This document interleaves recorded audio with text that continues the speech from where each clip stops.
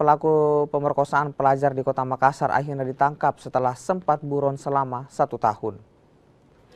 WNA asal Rohingya Myanmar ini berinisial MA akhirnya ditangkap Satreskrim Polrestabes Makassar. Pria 29 tahun itu ditangkap usai memerkosa seorang pelajar. Korban yang saat itu masih berusia 16 tahun sampai hamil dan kini telah melahirkan anak berusia 7 bulan. Pelaku melancarkan aksinya dengan modus berpacaran. Pelaku sempat kabur selama 1 tahun sebelum akhirnya ditangkap di Jakarta. Selamat siang, jadi kita sampaikan pada siang hari ini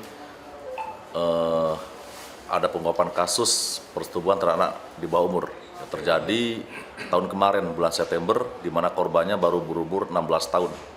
Sementara pelakunya adalah warga etnis Rohingya, pengungsi Rohingya. Nah, setelah kejadian yang bersangkutan lari ke Jakarta. Alhamdulillah kerjasama kita dengan imigrasi, kemudian juga dengan UNHCR, kita berhasil mengamankan ini pelakunya atas nama Muhammad Yamin. Ya. Saat ini untuk pelaku diamankan untuk dilakukan sidik lebih lanjut.